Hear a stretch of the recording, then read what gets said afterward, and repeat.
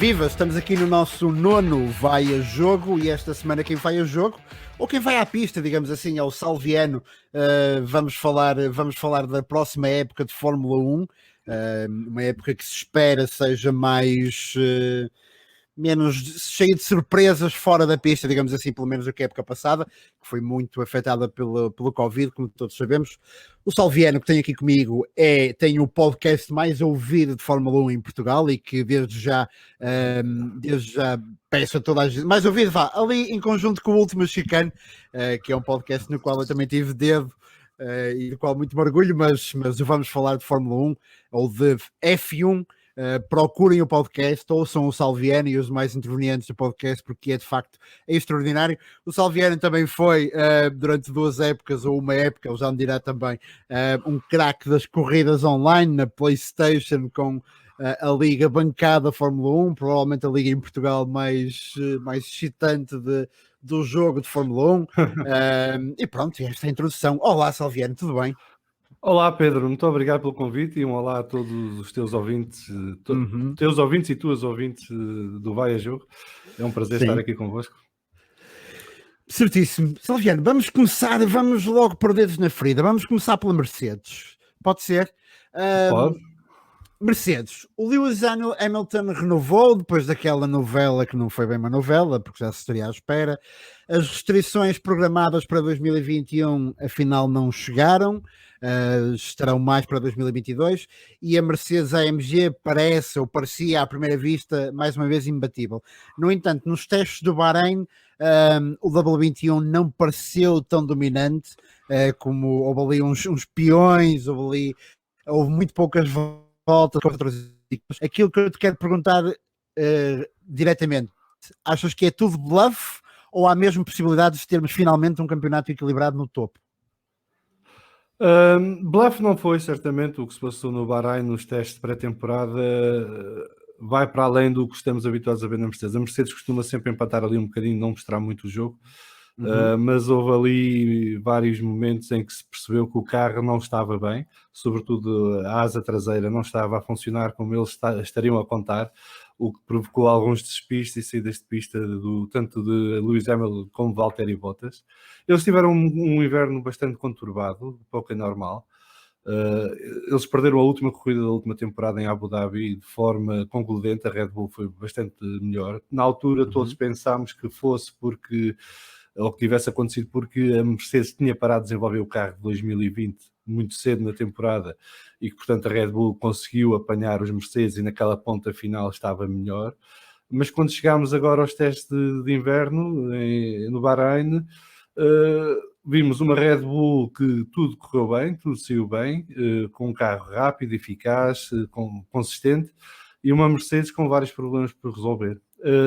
Depois a novela Hamilton também não deve ter ajudado muito à festa, porque desde o verão que se andou a adiar a renovação do contrato e depois efetivamente o contrato renova-se, mas só por uma temporada, o que é estranho, tendo em conta que é um heptacampeão do mundo, que é a figura de proa desta Mercedes. E portanto há de haver ali alguns constrangimentos de parte a parte de prolongar a relação por mais do que esta temporada, nesta altura, e nós não sabemos muito bem quais são esses constrangimentos. Nós não vamos falar de fundo, especulamos muito das razões pelas quais não se conseguiu um acordo mais prolongado no tempo, mas a verdade é que isso não deve ser fácil de gerir. Tanto a equipa como o piloto sabem que a partir do verão vai começar a romaria dos rumores outra vez, se vai continuar, se não vai continuar, se vai abandonar a Fórmula 1, se vai mudar de equipa, para onde é que vai, para onde é que não, deixa de ir. Tudo isso é um fator de instabilidade. Havia ali, se calhar, alguma soberba, como disse o Sérgio Veiga no outro dia na Eleven, também na preparação deste carro, a pensarem que a vantagem que tem é tanta que se podem dar ao luxo de explorar algumas soluções mais extremas. E este ano é preciso ver que, apesar de não haver uma mudança radical de regulamentos como aquela que está prevista para 2022, a verdade é que houve mudanças no regulamento para 2021 que impactam de forma significativa a performance e o downforce dos carros. E as equipas viram-se obrigadas, num curto espaço de tempo, a tentar encontrar soluções para minimizar o impacto dessas regras para este ano, nomeadamente em termos de performance e estabilidade do carro. E se calhar é daí que deriva o tal problema da asa traseira da Mercedes que vimos no Bahrein. Agora, a Mercedes é campeã do mundo há 6 anos consecutivos. Portanto, 6 ou 7, já nem me lembro. Acho que são 6. 7 anos consecutivos. Tem recursos que se calhar mais ninguém tem nesta altura na Fórmula 1, tendo o melhor pessoal em termos de quer designers, engenheiros, aerodinamicistas, mecânicos, tudo mais, e portanto rapidamente irá encontrar a solução. A grande curiosidade é ver se encontra a solução já há tempo deste primeiro grande prémio, ou se ainda vai demorar mais um bocadinho, pois há um interregno de 3 semanas até o segundo grande prémio em Imola, e aí então já devemos ver uma Mercedes de volta em grande forma. E eu acho que ali o problema poderá passar, se calhar não tanto por resolver a questão da asa traseira, mas reeducar, entre aspas, os pilotos a conduzir com esta nova asa traseira, que não lhes permite fazer o mesmo tipo de aceleração em curva que faziam com o carro anterior, por exemplo, e com os carros anteriores, que todos eles tinham essa mesma característica. Portanto, vamos ver. Agora, o que parece nesta altura é que se calhar a Red Bull encurtou a distância para a Mercedes e estará mais perto da Mercedes, e é essa a expectativa. Eu continuo a achar que a Mercedes é a equipa de topo, portanto é a equipa charneira, todos os outros vão andar atrás da Mercedes e tentar apanhar a Mercedes, mas se calhar a distância diminuiu, e isso é bom para o espetáculo e é bom para a Fórmula 1 em geral. Antes de sairmos da Mercedes, a situação de Bottas e de Hamilton. Bottas continua a ser o sidekick perfeito para Hamilton, e quando eu digo perfeito é porque não o desafia, não desafia o Hamilton, terá à perna um conjunto de Bottas. Eu acho que tem um problema que é, para já ele não é um piloto muito carismático, isso também afetará muito a forma como o vemos. Mas como é que tu achas que Bottas virá para esta época de Fórmula 1? Virá mais apostado do que nunca em de facto cumprir um papel de maior destaque, até porque o ano passado e já perto do fim, Lewis Hamilton muitas das vezes foi respondendo aos jornalistas de que se fosse assim tão fácil ganhar na Mercedes, o colega não tinha constantemente as performances que tinha. Bottas é um caso muito específico, porque parece à primeira vista que tem o mesmo carro que Lewis Hamilton, e não há nada que indique o contrário, mas depois não consegue ter os mesmos resultados que Lewis Hamilton. Nem consegue fazer frente a Lewis Hamilton. Agora, o problema de Bottas é precisamente Lewis Hamilton, porque se calhar, sem Lewis Hamilton na equipa, Bottas já teria pelo menos um campeonato do mundo no bolso. E o que Bottas anda à procura desde que se entrou à Mercedes é de fazer uma época à Rosberg, não é? Conseguir bater Lewis Hamilton numa época, ser consistente durante a época e aproveitar os erros de Lewis. A verdade é que também tem tido azar que Lewis não tem tido muitos erros. Certo. E portanto não tem permitido, por exemplo, quando Rosberg foi campeão, Lewis deu 4 ou 5 corridas de avanço ao Nico Rosberg, e o Rosberg ganhou essas corridas, amealhou um conjunto significativo de pontos e geriu isto até ao final do campeonato nesse ano. Bottas nunca teve essa situação, até agora. Lewis Hamilton tem estado muito forte e isso não lhe tem dado a oportunidade de bater Lewis. Eu acho que eles não estão no mesmo patamar. Bottas é um bom piloto, mas não é um piloto de exceção, e portanto isso também não ajuda. Agora, Bottas vai partir para a temporada 2021 se calhar mais pressionado do que nunca, porque para além de ter Lewis Hamilton na equipa mais uma vez, sabe que no final deste ano a Mercedes tem outras opções para o substituir, portanto Ocon como Russell vão estar disponíveis no mercado e são pilotos da esfera Mercedes nesta altura. E portanto nós inclusive já especulámos que poderá haver uma situação em que na próxima temporada, se esta temporada correr bem a George Russell e a Esteban Ocon, e se Lewis Hamilton decide que quer se dedicar à música, por exemplo, que se calhar vamos ter Ocon e Russell na Mercedes, e não somos só nós a dizer, o Nuno Pinto também diz isso, e outras pessoas mais que seguem a Fórmula 1 com mais atenção ainda do que eu e que estão mais por dentro do que eu, e portanto isso é uma possibilidade muito forte. Isso põe muita pressão em Bottas, porque Bottas tem que fazer melhor do que fez nos últimos anos e ao mesmo tempo tem que mostrar serviço para arranjar lugar na próxima temporada, seja na Mercedes, seja noutra equipa, porque saindo da Mercedes, Bottas vai ter muita dificuldade para encontrar uma equipa do meio da tabela, nem estou a dizer do topo, mas do meio da tabela já vai ser muito complicado, porque se olharmos para as equipas do meio da tabela, já lá vamos a seguir, elas têm muito bons pilotos, com contrato para a próxima temporada, praticamente todos eles, com exceção do Ocon, e portanto Bottas quererá passar da Mercedes para uma Williams, ou para uma Haas, ou para uma Alfa Romeo, duvido. Claro. Portanto, vai ser uma época tudo ou nada para Bottas. Vamos ver até que ponto é que isso não prejudica Lewis Hamilton na sua caminhada para o 8º título, não é? Porque Bottas, quer mostrar serviço, não vai fazer favores a Lewis. E não fazendo favores a Lewis, isso pode pôr em xeque a estratégia da Mercedes na luta pelos campeonatos do mundo. Exato, é de facto uma das narrativas mais interessantes deste ano. Vamos passar então à Red Bull. Antes de seguir, só para adicionar, e se quiserem perceber o estado de espírito de Bottas, o episódio 3 da nova temporada do Drive to Survive é revelador de muita coisa que se passa na Mercedes. Curiosamente, não sei como é que a Mercedes deixou aquilo sair cá para fora, mas curiosamente mostra muito, oferece muito o contexto de qual é a relação de Bottas com a Mercedes e da Mercedes com o Bottas, e como é que isso depois joga com o Lewis Hamilton, e como é que o Lewis Hamilton também percebe essa relação entre ele e Bottas dentro da equipa. Exato. Falando em sidekicks, que nem sempre desafiam os colegas, Red Bull, nos últimos 2 anos, Max Verstappen não foi minimamente desafiado pelos seus colegas de equipa, não é? Primeiro o Pierre Gasly, que apesar de ser um belíssimo piloto, não teve de facto a felicidade do seu lado na equipa mãe. Depois o Alex Albon, que também muito abaixo daquilo que seria esperado a performance do carro. Agora há Sérgio Pérez, que tem 10 anos de carreira, 10 anos mais constante. Achas que podemos estar numa situação em que no fim da época Max Verstappen não é claramente o líder da Red Bull, ou achas que Sérgio Pérez não dá para tanto, digamos assim? À parte de Sérgio Pérez dar para tanto ou não, a Red Bull não vai deixar que isso aconteça.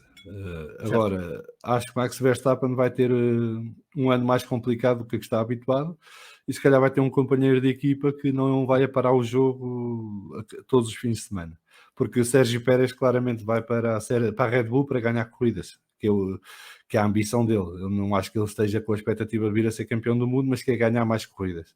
Depois de ter experimentado a vitória o ano passado no Grande Prémio do Bahrein, salvo erro, ou de Sakir, um dos dois. Portanto, Sérgio Pérez é um piloto experimentado, maduro, se calhar o melhor piloto a gerir pneus naquele paddock, e portanto, agora tem a concorrência do Alonso nisso, mas à partida o Sérgio Pérez é o melhor a gerir pneus. E portanto, em muitas corridas isso poderá ser uma vantagem para o piloto mexicano e poderá causar algumas surpresas, porque ele poderá aparecer de repente, depois da última paragem nas boxes, poderá aparecer ele a liderar a corrida quando não seria de esperar normalmente. Acho que para a Red Bull é bom, para a luta no Campeonato do Mundo de Construtores. Para o Verstappen também é bom, porque vai ajudar a crescer ainda mais, porque o Verstappen desde o tempo do Daniel Ricciardo não tinha um companheiro de equipa que lhe fizesse frente em nenhum momento.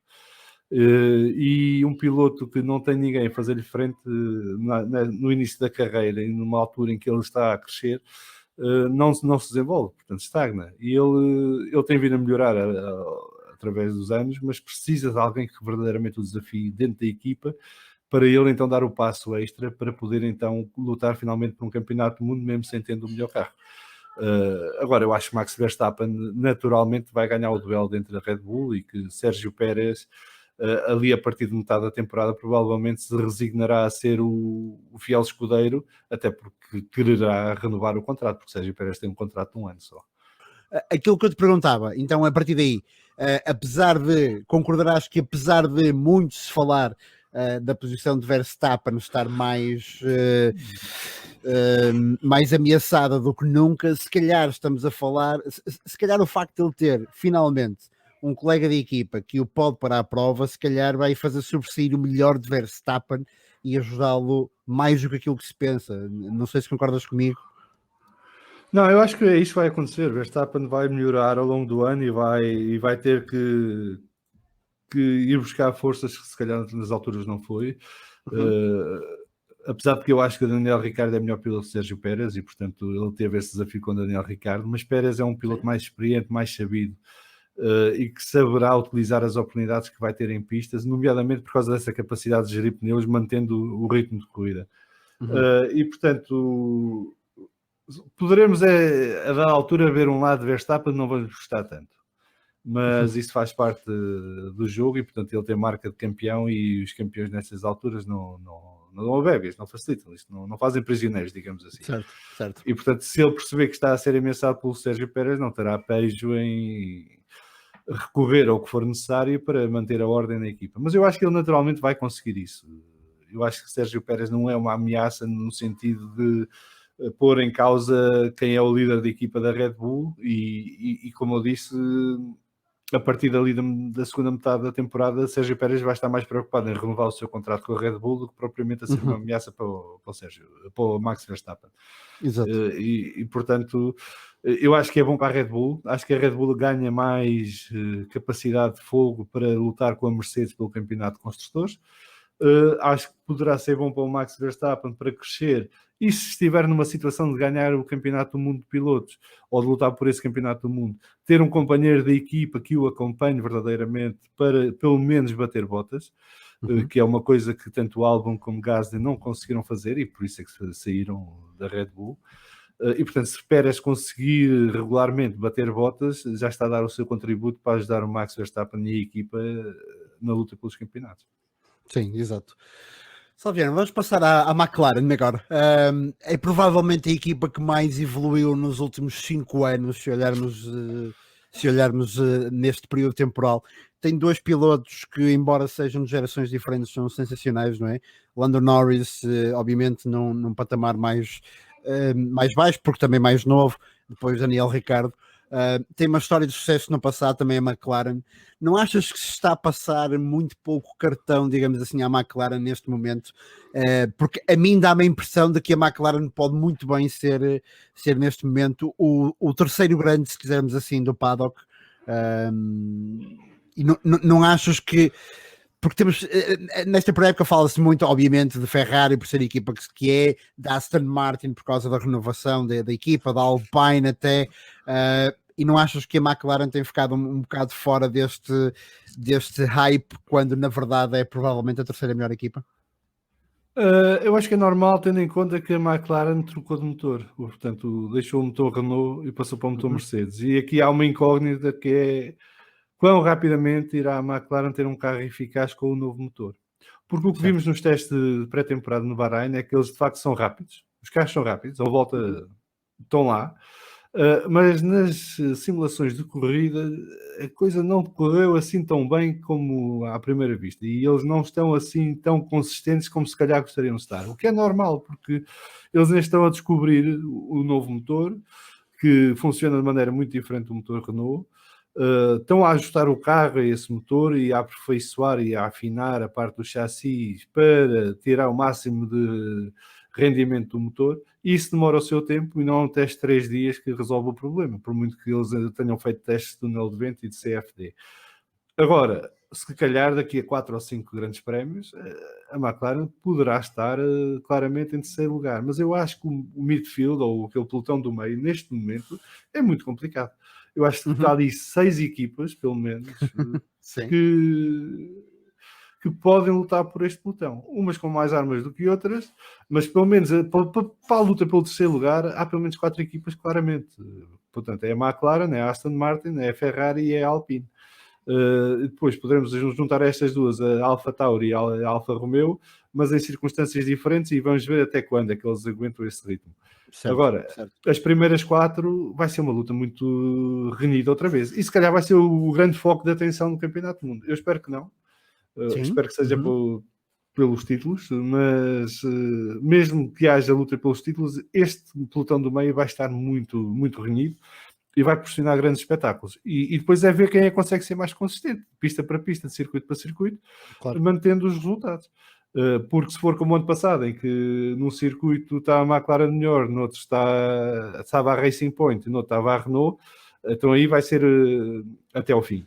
Se a partir de metade da época tivermos uma McLaren que seja consistente e consiga estar ali sempre a meter carros no quarto, quinto lugar em todos os grandes prémios, então aí leva o terceiro lugar para casa rapidamente. Mas eu duvido muito que isso vá acontecer. Agora, também o que eu estou curioso para ver é se este grupo do meio, McLaren incluído, encurtou a diferença para a Red Bull e para a Mercedes. Certo. Porque parece-me que sim. Parece-me que sim, pelo que vi no Bahrein. Mas como no Bahrein as equipas só mostraram o que queriam, na maior parte dos casos, Claro. fica a dúvida, e vamos começar a tirar essa dúvida no primeiro grande prémio da temporada, já este fim de semana que aí vem. Mas eu acho que isto vai ser uma coisa que só daqui a 2 ou 3 corridas é que vamos ter mais certezas em onde é que as equipas estão verdadeiramente, porque o circuito do Bahrein é um bom circuito para ser a primeira corrida, melhor do que a Austrália, porque permite uma corrida à série e, portanto, dá para tirar algumas ilações em termos de performance e velocidade dos carros e competitividade dos carros, mas é um circuito que favorece velocidade. Certo. Portanto, Certo. provavelmente até chegarmos a Portimão, só quando chegarmos a Portimão é que vamos ter a noção mais completa do que é que vale cada equipa em vários tipos de circunstâncias, com vários tipos de cura, vários tipos de setup. Mas a McLaren tem tudo para, durante os próximos anos, estar na luta pelas vitórias. Isto tem feito esse caminho de forma consolidada desde que abandonou a Honda. Porque a relação com a Honda tornou-se tóxica a dada altura. E eu não acho que tenha sido porque o Fernando Alonso chamou GP2 Engine ao motor. Acho que foi o grupo de Woking e o grupo de Sakura não se entenderam. E aquilo, a dada altura, deixou de haver uma comunicação sã entre eles e era impossível continuar aquilo. A partir do momento que eles saem daí, permitiu-lhes fazer duas coisas. Ao mudar para a Renault, perceberam onde é que estavam as fragilidades do chassis, porque com o motor Honda não conseguiam desenvolver o carro, porque o motor estava sempre a variar ou não lhes dava a potência que eles precisavam, e conseguiram finalmente encontrar um caminho de desenvolvimento sólido, consistente, com alguma confiança, coisa que também não tiveram no período Honda. Neste momento fazem a transição para o motor Mercedes, que continua a ser o melhor motor, apesar de já não ter a vantagem que teve. E nesta altura eu acho que tanto o motor Mercedes como o motor Honda e o motor Renault estão muito equiparados já. Vamos ver o Ferrari este ano se também recuperou o terreno que perdeu o ano passado. Mas esta passagem para o motor Mercedes poderá dar-lhes o extrazinho que lhes faltava para então chegarem à luta com a Red Bull e com a Mercedes a breve trecho.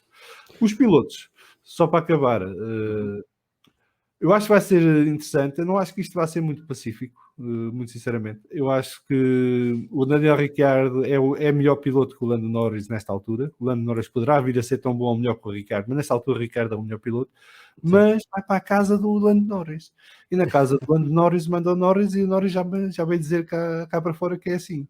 E portanto vamos ver quanto tempo é que a McLaren vai parar isto e se vai impor alguma hierarquia entre os dois a da altura para haver alguma paz. Não acho que isto vai ser um momento de stand-up ao longo da temporada, que é o que toda a gente está à espera, porque eles são os dois muito divertidos e extrovertidos e tudo mais. Mas eu acho que isto vai ficar tenso rapidamente, sobretudo se um deles começar a ganhar vantagem no início. Sim, enquanto eles forem alternando, a coisa é tensa, mas ora hoje ganho eu, ora amanhã ganhas tu e pronto. Claro. Mas se um deles começa a ganhar vantagem de início, o outro vai ficar frustrado. e isso depois vai requerer muito boa gestão. Mas Andrea Seidl é um grande team manager e certamente que conseguirá encontrar ali um ponto de equilíbrio que mantenha a família unida e focada no essencial, que é continuar a desenvolver o McLaren para ser um carro da frente do pelotão e não do meio da tabela. Exatamente, esperam-se boas coisas da McLaren e acima de tudo fazer aqui a ponte também, agora que começamos a falar do meio do pelotão, fazer a ponte para aqueles que muitas das vezes desistem facilmente da Fórmula 1 ao fim de umas corridas porque a Mercedes vai dominando, relembrá-los que a Fórmula 1 é muito mais do que o título mundial de construtores e o título mundial de pilotos, é também toda esta luta no meio do pelotão, é também todas estas narrativas e portanto... pedir às pessoas também, de facto, que se concentrem nisto, porque é toda uma luta muito boa. Ok, vamos passar à equipa de que mais fãs tem no mundo, mais falada é, Ferrari, obviamente. A Mercedes e a Red Bull muito dificilmente vão deixar de ser as duas melhores equipas. A McLaren, como falamos agora, pode ter alguma vantagem depois para ser melhor dos restantes, mas depois ainda há Alpine e Aston Martin que têm pretensões fortes este ano. Onde é que fica a Ferrari no meio disto tudo? podemos esperar uma época de evolução ou achas que ainda podem, o pior ainda estará para vir antes de regressar o melhor? Até porque eu lembro que o Binotto, não é? O manager da equipa, Binotto, já veio refriar os ânimos do estilo, ok, nós temos aqui o Carlos Sainz, temos toda esta esperança em nosso torno, mas a coisa ainda não dá para altos voos. Onde é que tu achas que está a Ferrari no meio disto tudo? Eu acho que a Ferrari, depois do que lhe aconteceu com o motor, está a seguir a estratégia correta. O que quem está de fora não parece. Mas livrarem-se de um campeão do mundo, como o Vettel, para meter o Carlos Sainz, foi das jogadas mais inteligentes que fizeram. Porque um campeão do mundo tem expectativas que o Carlos Sainz não tem. E, portanto, torna-se muito mais fácil gerir dois miúdos ambiciosos que estão... não estão a começar a carreira, porque já têm algumas épocas de Fórmula 1, sobretudo o Sainz, mas que estão ainda numa fase ascendente da aprendizagem e de consolidação da sua condução na Fórmula 1. E com isso eliminar aqui a pressão de ter porque não é só o Alonso que é exigente, não é? Porque quem vê a Fórmula 1 vê os comentadores todos a falar do Alonso que cria muita pressão nas equipas e destrói as equipas e não sei o quê. Não, a verdade é que qualquer piloto que tenha sido campeão do mundo faz isso, naturalmente, porque quer é voltar a ser campeão do mundo, não anda ali a passar tempo. E isso coloca uma pressão enorme nas equipas. A Ferrari, neste momento, tem dois pilotos que não vão colocar essa pressão.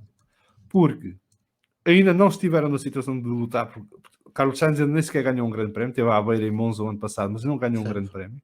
Leclerc ganhou 2. Deveriam ter sido 3, mas só contaram 2, porque Singapura, a Ferrari decidiu oferecer ao Vettel na altura. Mas são pilotos jovens que têm tempo e, portanto, eles querem que a equipa cresça, progrida e avance.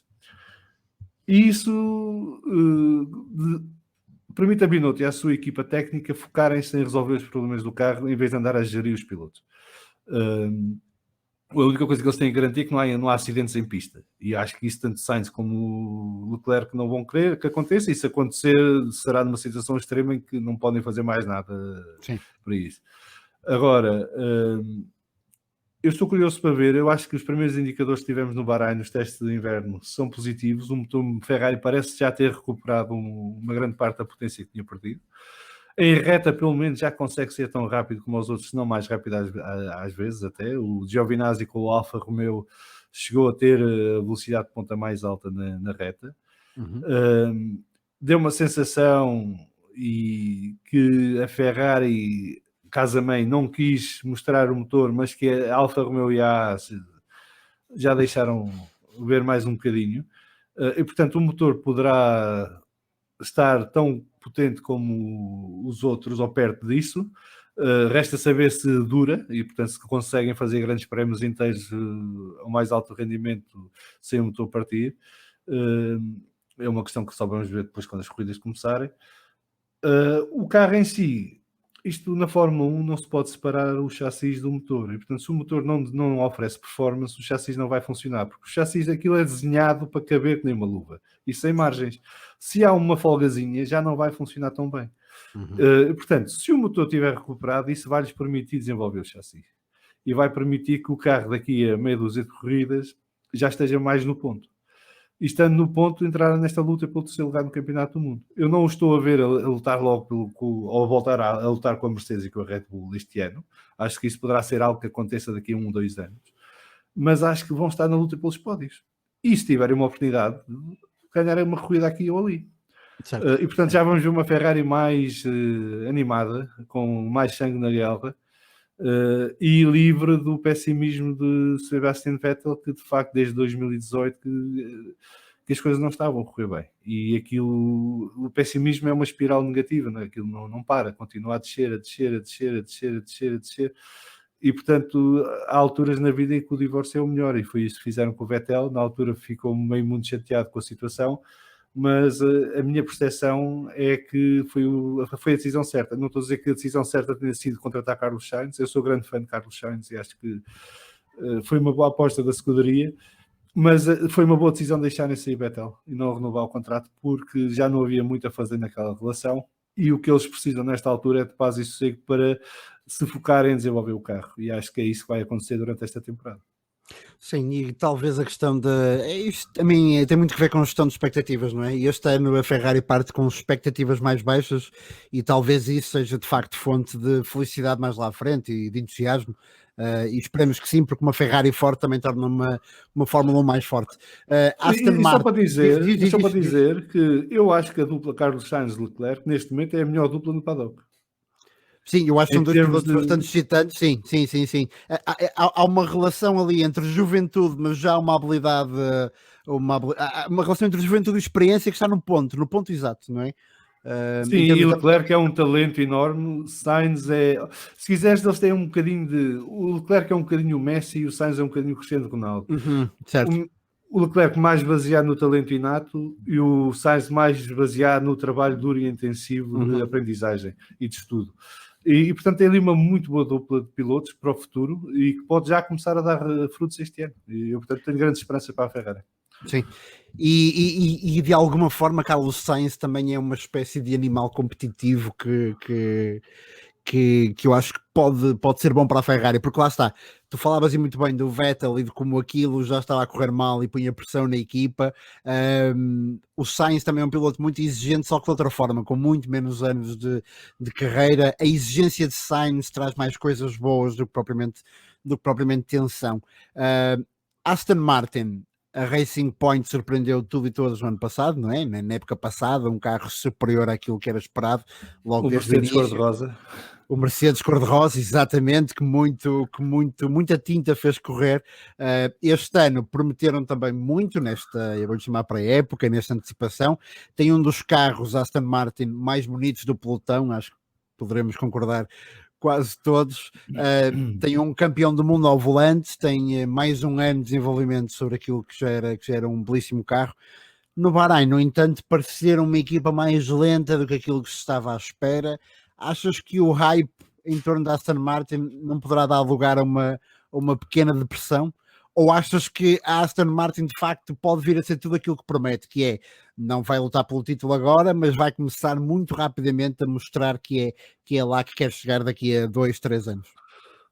Acho que muito rapidamente vai mostrar que é uma equipa forte e rápida. O carro deste ano não é muito diferente dos Mercedes do ano passado e de há 2 anos, e portanto é uma Uhum. mistura dos dois. Eles continuam nesse esquema. É preciso notar que a Aston Martin está a construir a sua fábrica. Com o Covid isso atrasou-se, era para estar pronto em 2022, acho que agora só em 2023. Portanto, só aí é que vão ter capacidade para lutar a sério com as equipas de topo. Porque o que eles têm agora é uma mini fábrica com um espaço Claro. limitado que não lhes permite ter os recursos que eles vão ter. Com o Stroll, Lawrence Stroll traz os recursos financeiros que qualquer equipa ambiciona ter e traz os parceiros estratégicos que qualquer equipa ambiciona ter. Depois podemos gostar mais dos parceiros que traz ou menos, mas isso é outra conversa. Portanto, eles têm ali todos os ingredientes. Eles sempre tiveram, ao longo portanto, já dos tempos da Force India, que tinham, se calhar, a melhor garagem. Uhum. São tipos espertos, capazes de encontrar soluções com poucos recursos, capazes de desenhar carros eficazes, de pôr carros em pista que funcionam bem em todos os circuitos. O que lhe estava a faltar é de facto ter o capital por trás para depois continuar a desenvolver esses carros. E agora com a Laura Stroll vão ter tudo isso e muito mais, porque não é só o capital para desenvolver os carros, mas o capital para trazer mais recursos humanos para a equipa e Uhum. recursos humanos de ponta. Por exemplo, eles foram buscar o Gary Bishop, o Matt Bishop agora, que é isto é um à parte, é o diretor de comunicação de Aston Martin, que o último emprego dele na Fórmula 1 foi com a McLaren durante 10 anos, e que é um dos melhores na profissão. Isso consegues porque há dinheiro, não é? Claro. À parte do desafio que é voltar para uma equipa como a Aston Martin, o dinheiro conta também, e portanto há essa capacidade, e porque não é só trazer o Matt Bishop, é trazer o Matt Bishop e toda a gente que ele quer contratar agora para a equipa dele, e já começou a contratar, para melhorar o departamento. Estamos a falar de comunicação, portanto Sim, sim. não estamos a falar de nada relacionado com o carro em pista. Portanto, se estão a fazer isto na parte da comunicação e do marketing, imaginam o que poderão fazer agora com a parte mecânica, de design, de tudo mais. O que se passou nos testes de inverno no Bahrein foi que Sebastian Vettel primeiro teve azar, porque o carro variou um par de vezes quando era a vez dele estar no carro, e aquilo era um tempo limitado, só tinha um dia e meio cada. Certo. E depois o Vettel não se estava a ambientar, segundo disse o Nuno Pinto na Eleven, ao motor Mercedes. E, portanto, porque é muito diferente do motor Ferrari, lá está. A tal história que eu dizia sobre a McLaren aplica-se também ao Vettel. É que enquanto ele não se habituar ao motor Mercedes, não vai ter confiança para tirar o máximo do carro. Portanto, como teve pouco tempo em pista e como não está ainda habituado à maneira como o motor Mercedes emprega a potência no asfalto, parece que a coisa correu muito mal. Mas a verdade é que se olharmos para o outro lado da garagem, para Lance Stroll, o Lance Stroll teve uns testes certinhos. Certo. Parece-me que cumpriu os seus programas todos. Quando teve que dar nas vistas, deu um fogacho do que se vale o Aston Martin no sábado ao fim do dia, metendo o carro em terceiro lugar nos tempos, mas aquilo deve ter sido sem forçar muito, e se calhar com alguma gasolina no depósito, mas só para mostrar que quando for preciso estamos aqui. E portanto, eu acho que o carro vai chegar já a este grande prémio do Bahrein na luta pelo terceiro lugar das equipas e quiçá na luta por um pódio. Agora, Vettel é que poderá demorar mais um bocadinho, porque Vettel é um piloto, por exemplo, ao contrário de Alonso, que se adapta ao carro que tem e que rapidamente está a extrair o máximo de rendimento desse carro. Vettel precisa de um carro feito à medida, certinho, exatamente como ele quer. E se tiver esse carro, então isso se calhar é impatível. Mas até ter esse carro, aquilo não funciona. Portanto, é tal história, eu estava a falar da relação motor-chassis, aqui é a relação Vettel-carro. Enquanto o Vettel não sentir que o carro está exatamente como ele quer, ele não consegue, não tem a confiança para tirar o máximo rendimento do carro. Quando percebe que o carro está como ele quer, então ele aí atira e vai e é forte. E se calhar pode fazer moça. Portanto, vamos ver quanto tempo é que o Sebastian vai demorar a adaptar-se ao Aston Martin. Acho que a partir do momento em que ele estiver adaptado e concentrado e contente com o carro, Aston Martin vai ser uma equipa, vai ser um osso muito duro de roer para as outras equipas, e vai estar ali na luta. O Lance Stroll também tem mostrado ao longo dos anos que é um piloto que tem talento, portanto, ele chega lá, toda a gente sabe como, certo. Mas a verdade é que não é por isso que lá está. Certo. Ele está lá porque é um bom piloto, tem potencial, tem vindo a crescer e a desenvolver-se. Está a ganhar consistência, que é uma coisa que para mim é a grande pecha dele, porque ele tanto faz corridas espetaculares que está ali e consegue um pódio, como a seguir, se for preciso, acaba em 17º. Mas isso também vem com a experiência e com a idade. E portanto, tendo agora um Sebastian Vettel ao seu lado, é a primeira vez que vai ter um campeão do mundo ao seu lado, ele se calhar vai ter uma oportunidade para aprender muito e beber muito do que é a experiência do Sebastian Vettel e de crescer enquanto piloto e ser uma ameaça séria no futuro para Vettel.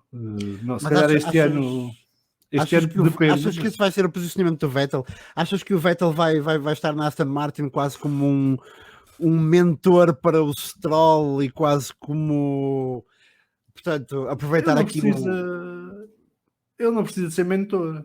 O Stroll está lá ao lado e vê. Pois, exato. Aprende se não quiser. Não é? Certo, Portanto, ele, a partir do momento em que aceita ir para a Aston Martin, sabe que está exposto a isso e que a equipa vai permitir ao Lance Stroll perceber o que é que o Vettel está a fazer a cada momento. E claro, mesmo que ele não saiba a tempo para a corrida de amanhã, pode-se ficar a saber já para a próxima corrida, porque vai apreendendo estas coisas. E portanto, qualquer bom piloto jovem que tenha um campeão do mundo ao lado ganha com isso. O Leclerc, por exemplo, a da altura, quando estava na Sauber, dizia que aprendia mais a defender-se do Alonso ou a tentar ultrapassar o Alonso em pista do que a fazer campeonatos inteiros de F2 e F3 e o que fosse. Exato. Porque naquelas voltas que estava ali, ele percebia o que é que o Alonso fazia, como é que fazia, onde é que se defendia, onde é que atacava. E ele aprendia com isso. E depois usava isso, integrava isso na sua própria condução. Claro. E o Lance Stroll vai ver isso de perto com o Sebastian Vettel. Eu não acho que o Vettel seja ao mesmo nível que o Hamilton ou com o Alonso, por exemplo. Acho que está um patamar abaixo, mas é um excelente piloto. Não é tetracampeão do mundo porque sim. Ele, obviamente tinha o melhor carro e foi por isso que foi, mas... é um piloto topo, não é? E isto na Fórmula 1 é preciso ver, porque é tudo relativo, quando estamos a falar de pilotos. Carros é diferente, mas quando estamos a falar de pilotos é muito relativo, porque a diferença de talento e potencial entre o melhor de todos e o pior de todos está em menos de 1%, ao cabo de 1%. Claro. E portanto, quando eu digo que o Vettel não está ao mesmo patamar de Alonso e Hamilton, está a 0,05% dos dois. Não é? Mas o 0,05% dos dois faz diferença em comparação com o Vettel. Não é? Claro.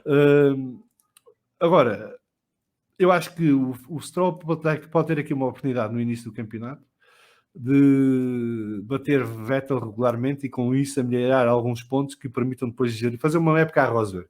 Vettel, enquanto não se adaptar ao carro, o Stroll aproveita para o bater e ganhar pontos no seu duelo com o companheiro de equipa e depois gerir isso até ao final do campeonato para bater Vettel na primeira temporada dos dois. Vai ser difícil, mas há uma oportunidade. Normalmente Vettel deverá bater Lance Stroll. Certo. Porque é um piloto mais completo nesta altura. Claro, com muito mais experiência. Vamos à última equipa da qual vamos falar sozinha, digamos assim, antes de passarmos ao último grupo, Alpine.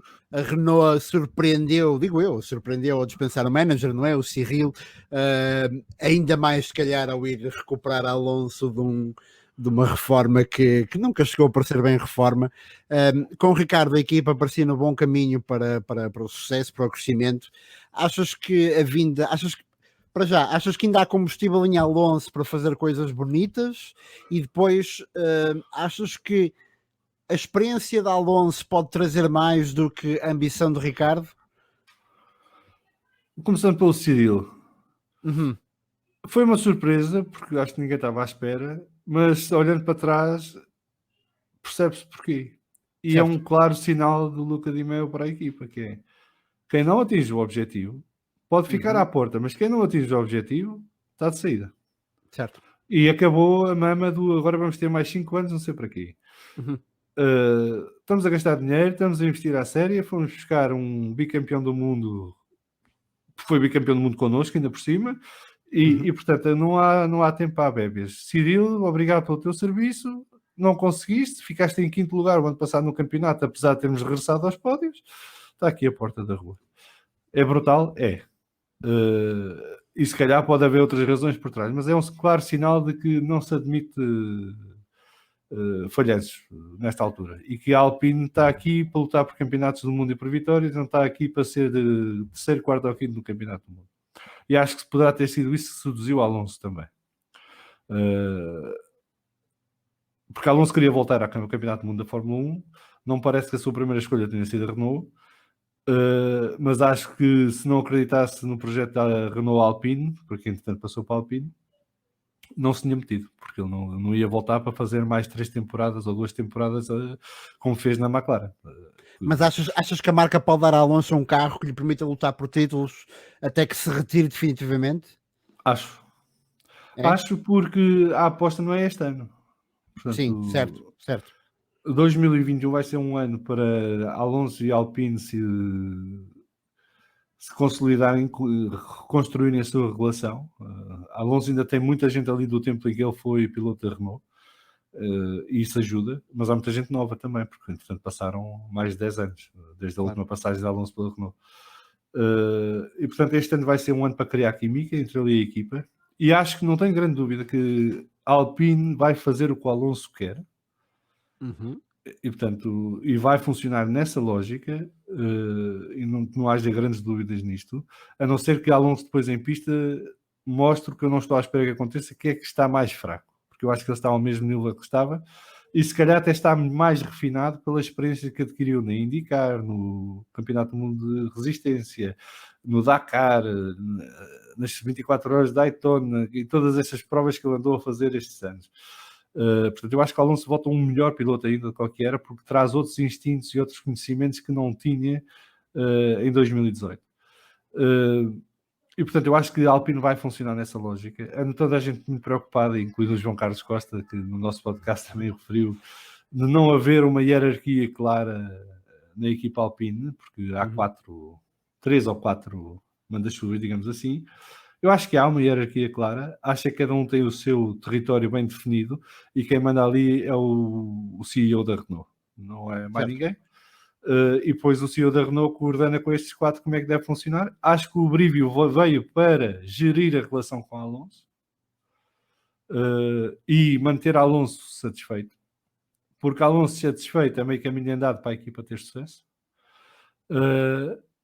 E depois, o Ocon tem aqui um ano muito complicado para ele de nível pessoal, porque vai ter que se bater com o Alonso, que é um destruidor de companheiros de equipa.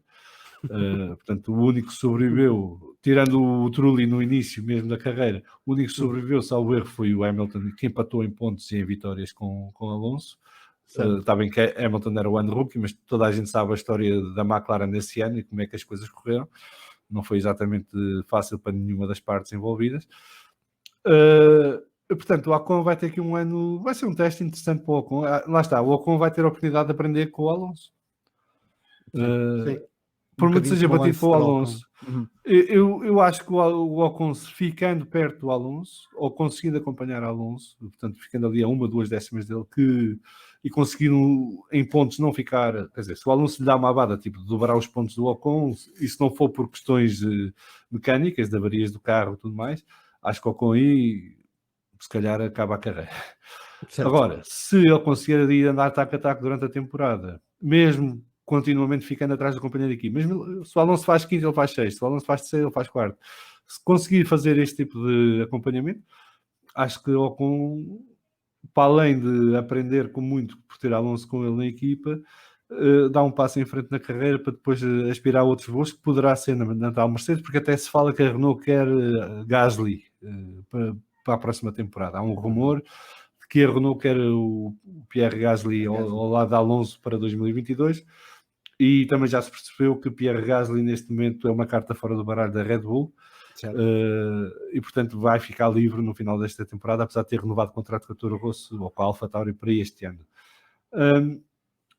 Depois, o carro em si, o carro é uma evolução. Portanto, a Renault começou com este conceito em 2018, no primeiro ano de Ricciardo, melhorou, de 2019, perdão. 2020 o carro melhorou muito. O primeiro ano foi muito complicado, com muitas avarias, muitos problemas, mas o carro em 2020 já estava muito melhor. Aquilo que eu vi nos testes de pré-temporada no Bahrein foi um carro maduro, sem problemas, bem nascido, que lhe permitiu, tanto ao Alonso como ao Ocon, de fazerem quer simulações de qualificação, quer simulações de corrida constantes e consistentes, sem problemas. Eles não mostraram ao que vinham, portanto, eles não mostraram a performance do carro, que também não deixa de ser interessante, e mesmo não mostrando a performance do carro, tiveram resultados muito, muito perto das outras equipas. E, portanto, tendo Alonso na equipa, Alonso é conhecido por extrair potência extra dos carros, não é? Chamamos-lhe assim, sentido metafórico, porque ele consegue ir buscar vantagem onde não existe, ele consegue criar situações para ganhar rendimento que não estava lá, de se intrometer em lutas que não se devia intrometer e de arrastar os carros até lugares onde não deveriam estar. E portanto, eu costumo dizer que o Alonso não precisa do carro mais rápido, precisa de um carro que esteja a menos de meio segundo da frente. E na luta pelo terceiro lugar é mais ou menos a mesma coisa. Agora, se ele tiver ali um Alpine que esteja a menos de meio segundo do McLaren, do Aston Martin e do Ferrari, eles vão sofrer com o espanhol o ano todo e vão levar com ele em cima o ano todo, porque ele mete-se, ele encontra maneira de se meter à frente deles e de forma consistente em qualquer circunstância, seja faça chuva, faça sol. E em corrida, para mim, pessoalmente, e já vejo Fórmula 1 há quase 40 anos, é o melhor piloto que eu vi na minha vida. Em corrida, é o mais forte.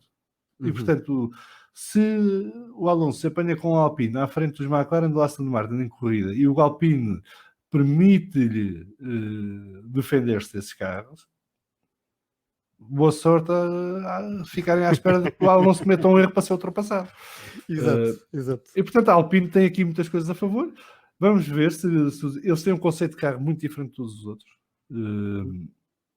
o que também tem a sua piada, porque antes de chegarmos aos testes de inverno estava tudo meio no gozo com o carro do Alpine, porque era gordo e porque era não sei o quê, e porque era diferente e tal, que a coisa não iria funcionar muito bem. Isto já vinha dos anos anteriores, mas este ano acentuou-se ainda mais. Portanto, quando chegamos ao Bahrein, percebemos que eles afinal descobriram ali uma coisa que se calhar lhes permite ter um extra de performance que não tinha.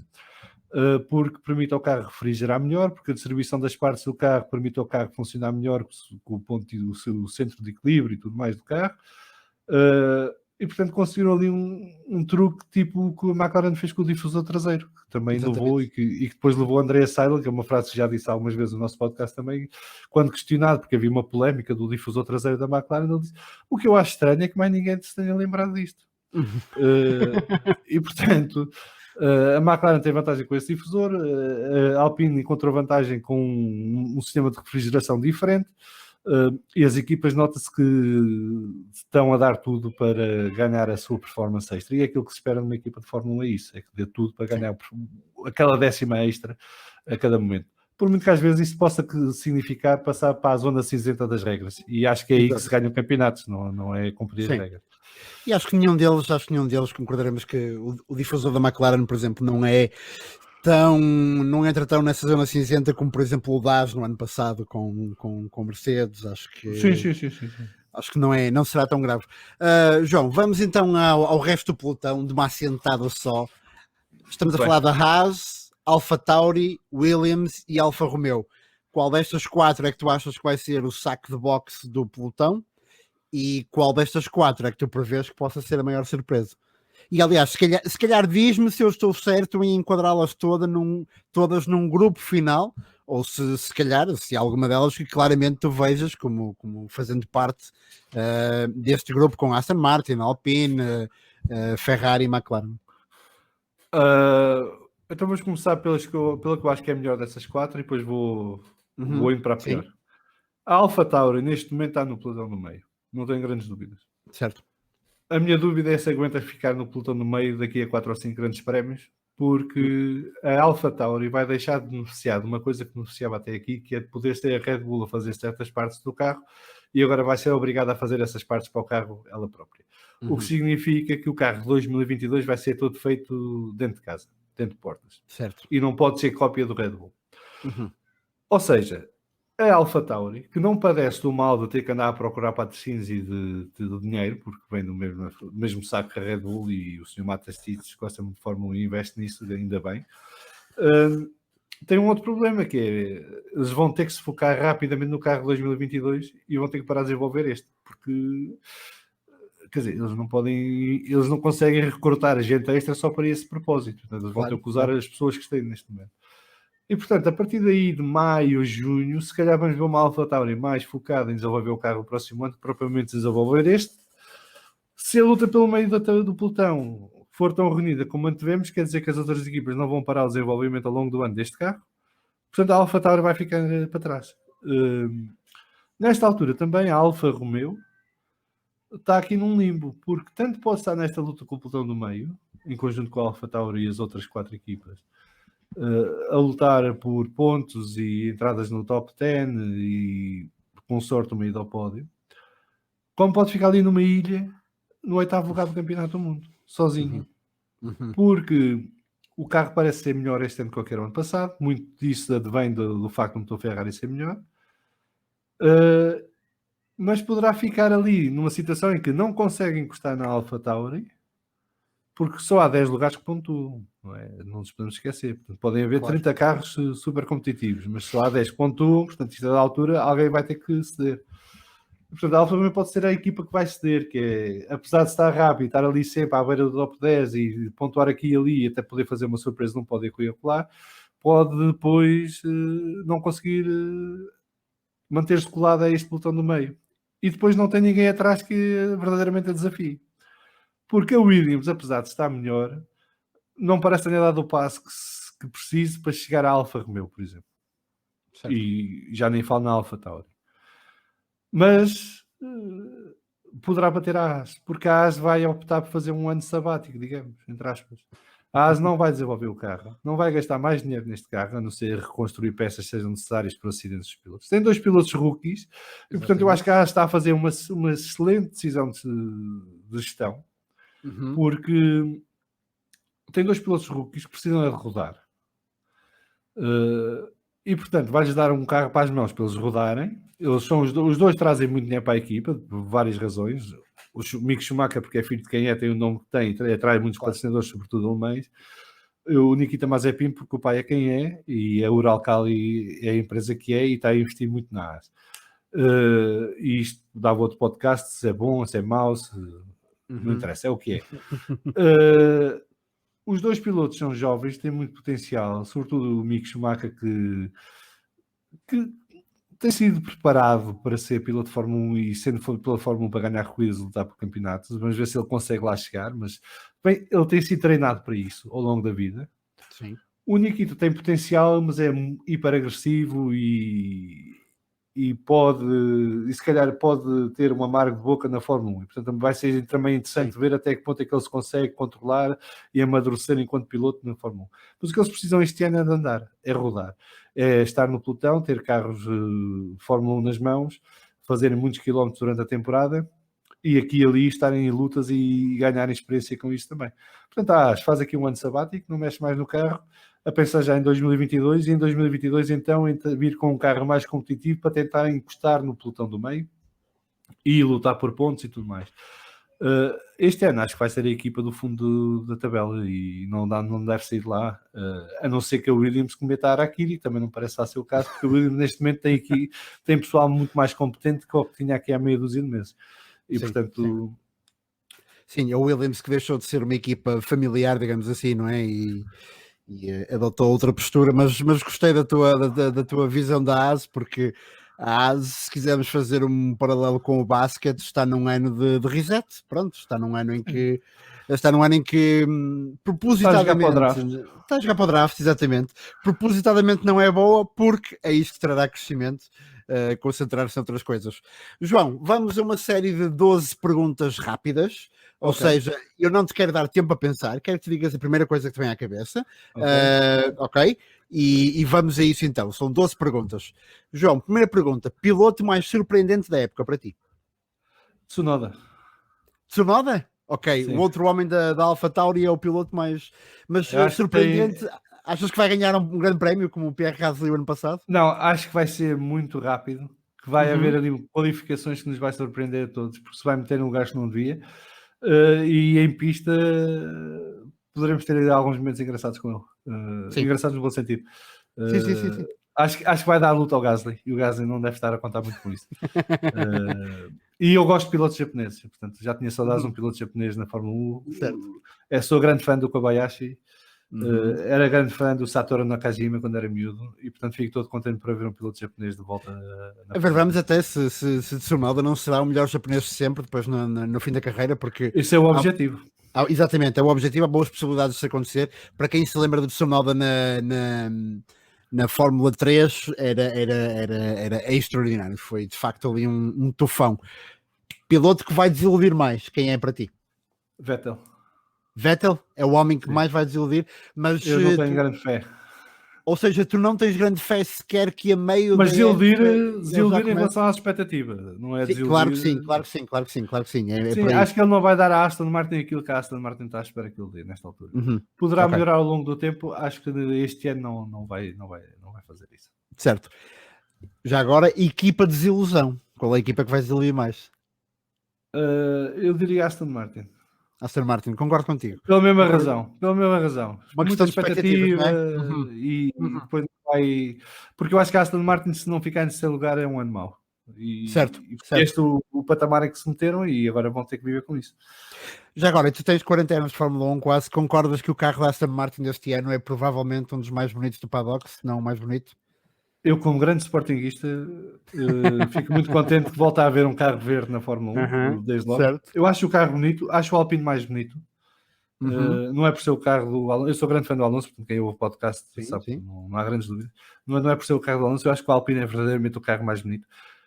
Outro carro que eu gosto muito é o Haas. O Haas parece-me um carro racy, um carro à antiga, com desenho antiga, faz lembrar o Beetle. Não sei se lembras quando eras miúdo, o Carocha, sim, o Herbie, não é? Exatamente. Aquela tricolor, aquela linha tricolor, o carro branco, aquele branco brilhante. Eu gosto muito do Haas. A Aston Martin, gosto muito do carro, acho um carro muito bonito. E fico contente por ver a Aston Martin de volta à Fórmula 1, apesar de que a Aston Martin nunca teve sucesso na Fórmula 1. Mas é uma marca que nos diz muito porque James Bond, não é? Exatamente. Se calhar é aquilo que ninguém diz, mas a verdade é que gostamos todos da Aston Martin por causa de James Bond, não é tanto por causa da performance em pista dos carros. Exatamente. Equipa, João, equipa surpresa. Alpine? Achas que é quem vai ser? Eu tenho a fezada que a Alpine vai acabar no terceiro lugar do campeonato. Ok. Por várias razões. Ok, mas é uma fezada. É uma sim, pesada, sim. e eu sou um grande crente no Alonso, como acabei de dizer, e acho que com o Alonso na equipa, o Alonso traz mais que o Ricciardo, porque o Alonso faz o que o Ricciardo faz, mas quase todos os fins de semana. Pois, Portanto, o Ricciardo faz um pódio aqui e ali, mas o Alonso se calhar vai dar a cheirar aos pódios todos os fins de semana. Vamos ver. certo, certo. Se tivermos uma época de 2020, contem com o Alonso do pódio algumas vezes. Uhum. Continuamos. Por que não fazer um episódio de fim de ano aqui nós dois novamente e compararmos estas respostas? Quinta pergunta: prognóstico para campeão mundial de pilotos? Neste momento Hamilton. Neste momento Hamilton, achas que Mas vai acho para o oitavo? Sim, mas acho que o Verstappen neste ano vai ter uma oportunidade a sério. E quem sabe? Eu vou-te fazer a pergunta claramente: achas que é o ano em que mais perto está de perder o Hamilton? Para outra equipa, para um piloto noutro carro, sim. Para um piloto noutro carro, sim, é isso que eu quero dizer, exato. Sim. Ok.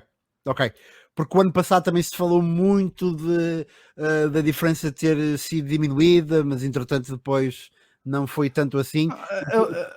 A última vez que o Hamilton teve um adversário sério noutra equipa foi com o Vettel em 2018, e depois Vettel deitou tudo a perder com aquele erro azar, porque aquilo veio uma mistura de erro com azar no Grande Prémio da Alemanha. Mas eu acho que este ano o Verstappen poderá dar mais luta que o que o Vettel deu nessa temporada. A ver, vamos ver. Posso estar muito enganado. Uma das narrativas mais interessantes da Fórmula 1, de facto.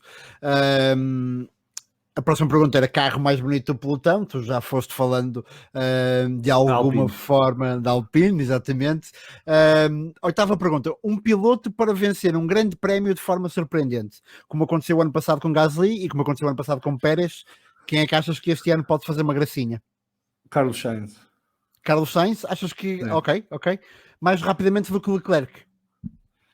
Sim, mas eu não estou a incluir aqui Alonso, Vettel. Sim, não, aí não, sim, concordo contigo. Alguém que vai surpreender e ganhar a sua primeira corrida, acho que Sainz. Sim, Sainz ok, certíssimo. Certíssimo. Faria muita gente feliz, de facto, Carlos Sainz na Ferrari a ser e até digo mais para ser aqui mais atrevido. Sainz ganha primeiro que Leclerc, com o Ferrari. Ok, certíssimo. Torna-se cada vez mais interessante compararmos isto no fim do ano com aquilo que vai ser. Se houver uma vitória Ferrari este ano, eu acredito que seja primeiro Sainz do que Leclerc a ganhar. Certo. Nona pergunta: dá-me um piloto, ou mais do que um, se quiseres, 1, 2, 3, que no fim deste ano percam um lugar na Fórmula 1. Se é que acreditas que vai haver algum. Bottas, Giovinazzi e provavelmente Latifi. Concordo inteiramente contigo. Deixa-me pensar. E Latifi é uma coisa, atenção, Latifi paga muito para estar na Fórmula 1, mas eu acho que o Williams vai precisar estar noutro patamar competitivo e se calhar não vai. E se calhar vai estar noutra situação financeira para poder não ter um piloto pagante e ter assim um piloto competitivo. Bottas acho que vai abandonar-se, sai da Mercedes e portanto não... Sim, concordo.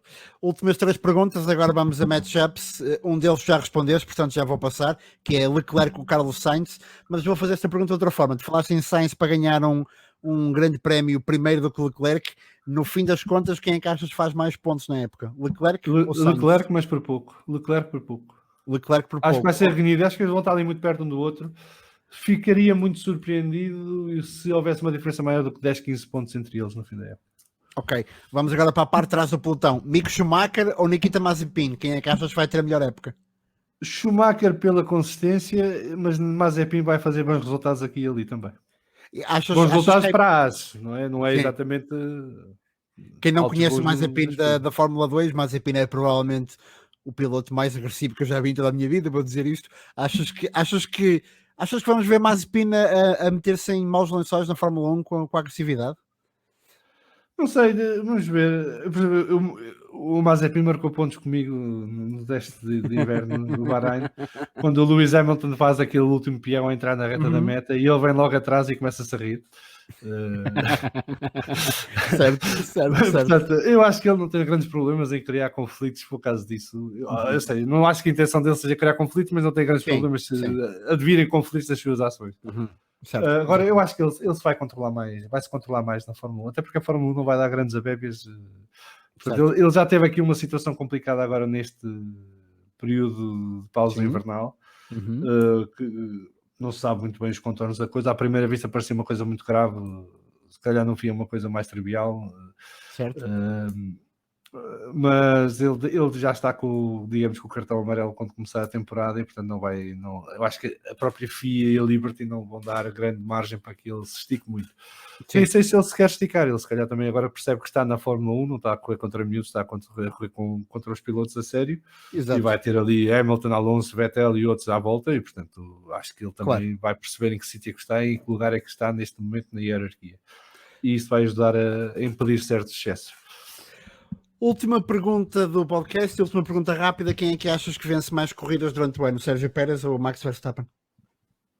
Verstappen. Acho que o Pérez vai ganhar uma ou duas, mas acho que o Verstappen vai ganhar mais do que isso. Certo. Continuo a achar que quem vai ganhar mais corridas durante o ano é a Mercedes, sobretudo é. Sim. Certo. Ok, João, foi um prazer enorme estar aqui contigo a falar da próxima época de Fórmula 1. Acho que nós devíamos fazer um programa de mid-season quando chegarmos a isso, e depois no fim da época, quanto mais não seja, para compararmos as respostas que foste dando aqui nas respostas curtas, e portanto desde já o meu obrigado. Voltar a relembrar os ouvintes deste podcast para ouvirem o João Salviano no Vamos Falar de F1, escreve-se mesmo FUN, se alguém quiser. Eu posso dizer porque o Vamos Falar de FUN vem de... As minhas filhas chamam a Fórmula 1 FUN. FUN, exato. E sempre que eu vou ver a Fórmula 1, diz o pai vai ver o FUN. E então eu, quando criei o podcast com os meus colegas, dei-lhe o nome Vamos Falar de FUN. Exatamente. Porque também é um tributo ao tempo que rouba as minhas filhas. Exatamente, e de qualquer das formas também não vai ser difícil encontrá-lo, porque eu vou incluí-lo aqui no link da descrição. De resto, João, muito obrigado uma vez mais pela presença aqui no podcast. Quanto aos nossos ouvintes, para a semana estamos de volta aqui no Vai a Jogo, patrocinado pela solverde.pt, para falarmos de, ainda não sabemos, mas de coisas boas.